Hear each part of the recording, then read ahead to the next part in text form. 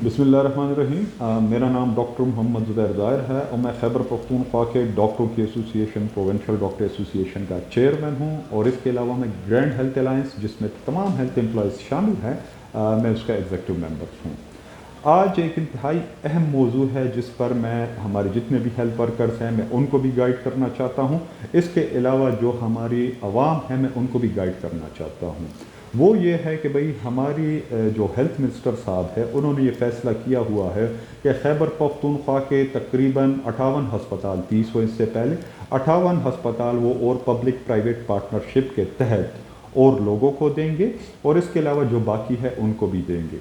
सबसे पहले आ जाते हैं कि पीपीपी कहते किसे हैं। पब्लिक प्राइवेट पार्टनरशिप इसको कहते हैं जिसमें हुकूमत का हस्पताल हो, उसको ये प्राइवेट लोग, प्राइवेट फर्म्स चलाएंगे। इसको कहते हैं पब्लिक प्राइवेट पार्टनरशिप। अब इस पार्टनरशिप में क्या है कि जो सबसे पहले बात है कि जो सरकारी हस्पताल होगा वो सरकारी हस्पताल ठेकेदारों के हवाले कर दिया जाएगा।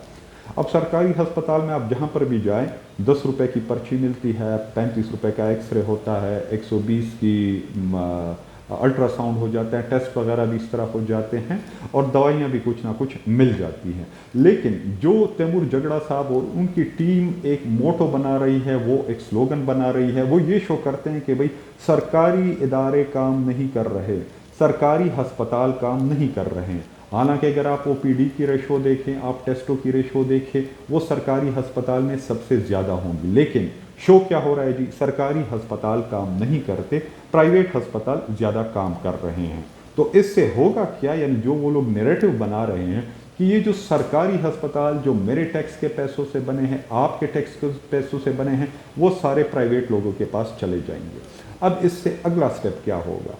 अगला स्टेप ये होगा कि देखें, सरकारी अस्पताल में हम बहुत से लोग स्पेशलिस्ट बैठे होते हैं, जिस तरह मैं एक यूरोलॉजिस्ट हूँ, मैं गुर्दे, मसाने की पत्थरी और इनके कैंसर वगैरह इनका इलाज कर सकता हूँ। लेकिन हुकूमत ने, महकमा सेहत ने मुझे वो इक्विपमेंट, वो औजार नहीं दिए हैं जिसके ज़रिए मैं ऑपरेशन कर सकूँ। ठीक है जी। तो अब क्या होगा नेक्स्ट स्टेप? जो ये ठेकेदार आएंगे, हुकूमत इनको पैसे देंगी, हमें नहीं दे रहे थे, उनको इन चीज़ों के लिए पैसे देंगी, वो ख़रीद लेंगे, ये चीज़ें हाई रेट्स पे भी ख़रीद लेंगे।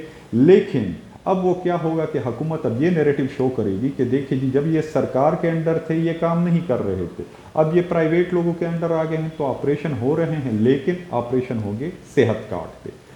लेकिन इसके साथ साथ ओपीडी आपकी ख़त्म हो जाएगी। ओपीडी यानी जिन लोगों का हम डेली देखते हैं, रोज़ाना देखते हैं, जो पर्ची 10 रुपए की थी वो 1000 रुपये इतने तक पहुंच जाएगी, जिस तरह प्राइवेट हॉस्पिटल्स में है।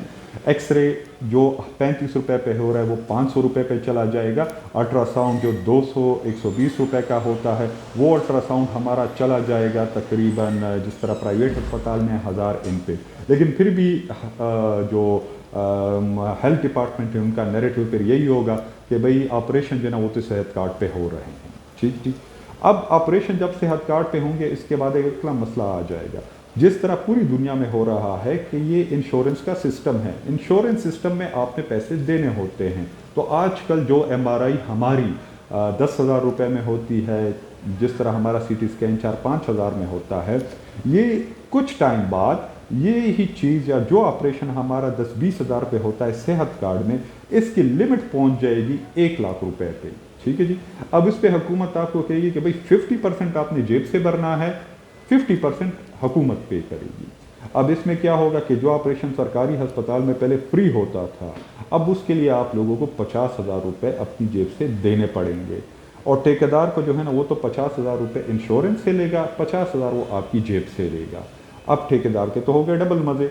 अब इसके बाद जो हमारे आवाम है, जो हमारे दोस्त वगैरह हैं, कोलीग हैं, हम भी सारी गरीब फैमिली से होते हैं, वो जब हम अस्पताल में आएंगे तो ना ही वो 10 रुपये की पर्ची होगी, ना ही फिर वो हमारा जो 35 रुपये का एक्सरा है वो होगा, ना ही वो मेडिसन होगी, इन सारी चीज़ों में। लेकिन जब हम कहेंगे कि अब हमने सरकारी अस्पताल जाना है, तो सरकारी अस्पताल तो होगा नहीं, क्योंकि उनको दे दिया चुका होगा